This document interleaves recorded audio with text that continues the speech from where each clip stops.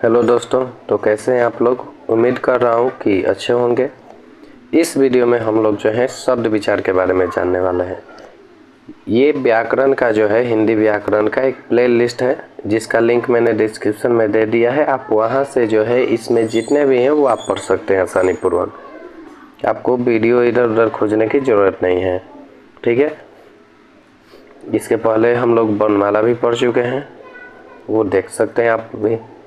इसमें बात करते हैं शब्द विचार का। तो याद रखिएगा, भाषा की न्यूनतम इकाई जो होती है वो वाक्य होती है, ठीक है। और वाक्य की जो न्यूनतम इकाई होती है वो शब्द होता है, ठीक है। ये बस पॉइंट है कुछ याद रखने वाला। बाकी शब्द किसे कहते हैं तो याद रखिएगा, वर्णों अथवा अक्षरों का ऐसा समूह जिसका कोई अर्थ हो शब्द कहलाता है। और ये जो शब्द होते हैं वो दो प्रकार के होते हैं, ठीक है। शब्द कितने प्रकार के होते हैं तो दो प्रकार के होते हैं। एक होता है सार्थक शब्द और दूसरा होता है निरर्थक शब्द। अब सार्थक शब्द किसे कहेंगे तो जिन शब्दों का कुछ अर्थ होता है, ठीक है, जिन शब्दों का कुछ अर्थ होता है उसे ही हम लोग सार्थक शब्द कहते हैं। और निरर्थक शब्द किसको कहते हैं तो जिन शब्दों का कोई अर्थ नहीं होता है, ठीक है, कोई अर्थ इसमें नहीं होगा तो हो जाएगा निरर्थक शब्द। और जिन शब्दों का कुछ अर्थ होता है वो हो जाएगा सार्थक शब्द। जैसे अगर सार्थक शब्द का बात करें तो इसमें मंदिर, पुस्तक, ये सब का अर्थ होता है, ठीक है। मंदिर में हम लोग पूजा करने जाते हैं, पुस्तक से पढ़ाई भी करते हैं, ये सब चीज़ें। अब यहाँ तक निरर्थक का बात करें तो निरर्थक शब्द वो होते हैं जिसका कोई अर्थ नहीं होता, जिनका प्रयोग स्थान विशेष पर बोलचाल की भाषा में करते हैं, उसे ही हम लोग निरर्थक शब्द कहते हैं।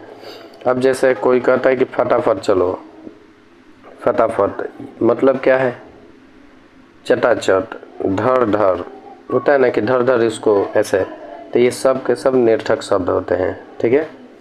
नेक्स्ट बात करते हैं इसमें। तो याद रखिएगा, उत्पत्ति के दृष्टि से जो है ना शब्द चार प्रकार के होते हैं, ठीक है। उत्पत्ति के दृष्टि से शब्द चार प्रकार के होते हैं।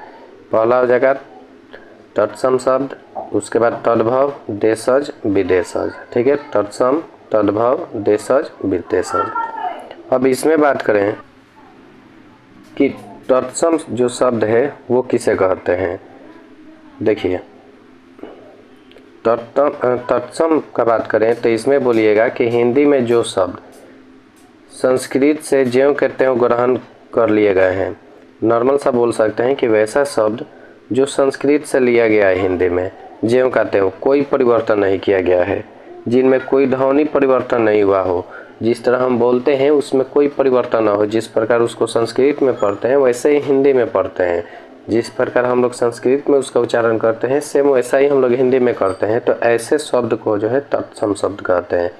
जैसे मयूर हो गया, नयन हो गया, अमूल्य हो गया, वानर हो गया आदि, ये सब ज्यों का त्यों है। संस्कृत में भी ऐसा ही है और हिंदी में भी हम लोग ज्यों का त्यों ही, मतलब जैसा है वैसा ही हम लोग प्रयोग करते हैं। अब बात करते हैं तद्भव शब्द का 2 नंबर में। तो इसमें क्या होगा कि तत्सम शब्दों में समय और परिस्थितियों के कारण कुछ परिवर्तन होने से जो शब्द बनते हैं उसे ही हम लोग तद्भव शब्द कहते हैं। अब जो अभी हम लोग तत्सम शब्द पर है उसमें समय के साथ, परिस्थितियों के साथ कुछ परिवर्तन हुआ और परिवर्तन के कारण शब्द बने, तो उन्हीं को हम लोग तद्भव शब्द कहते हैं।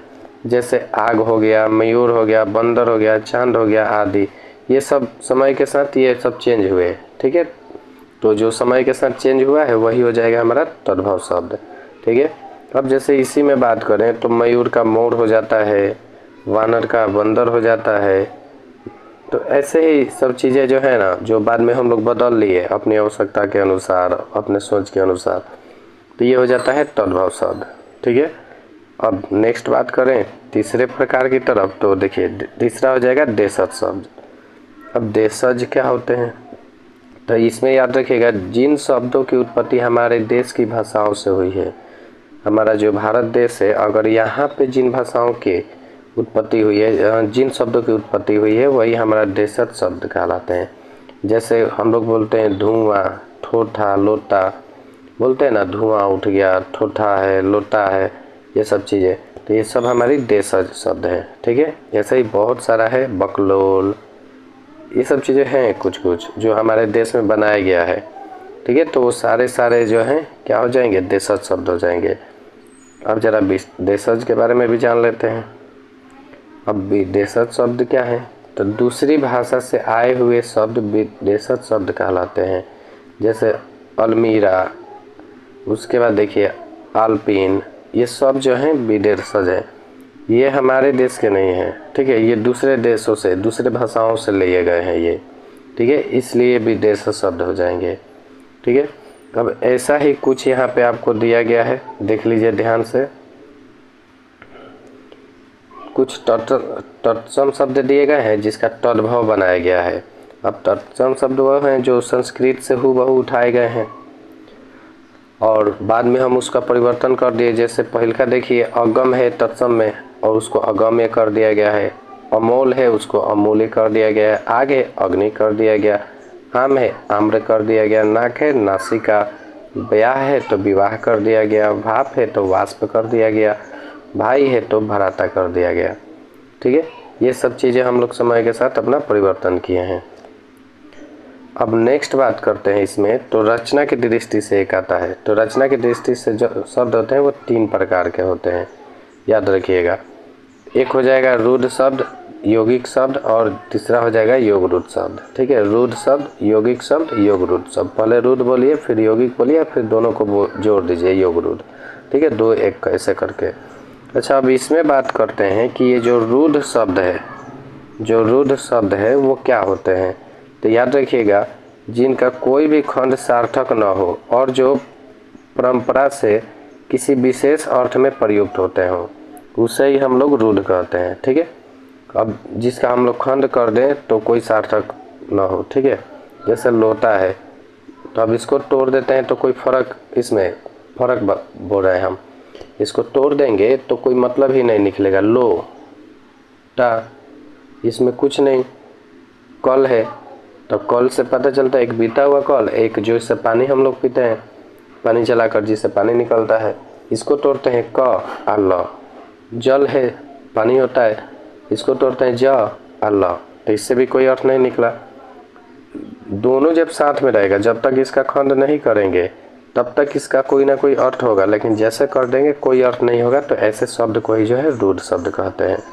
अब योग रूढ़ बोल रहे हैं। यौगिक शब्द क्या है?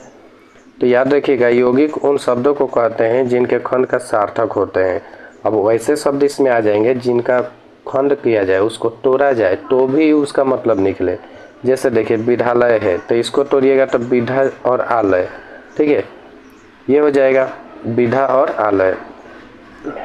दया सागर है, इसको तोड़ेंगे तो दया और सागर, ठीक है। विधा और आलय जानते ही हैं, विधा मतलब ज्ञान शिक्षा और आलय मतलब घर, ठीक है। ऐसे ही मतलब इसमें क्या होगा, उसको तोड़ेंगे ना तो उसका कुछ ना कुछ अर्थ निकलेगा, लेकिन रूढ़ का कोई अर्थ नहीं निकलता है। अब बात करते हैं योग रूढ़। अब इसमें दोनों जुड़ा गया है, तो अब ये क्या होते हैं, तब बोलिएगा ऐसे शब्द जो यौगिक तो होते हैं पर सामान्य अर्थ को छोड़कर विशेष अर्थ का बोध कराते हैं, योग रूढ़ कहलाते हैं। मतलब समझे।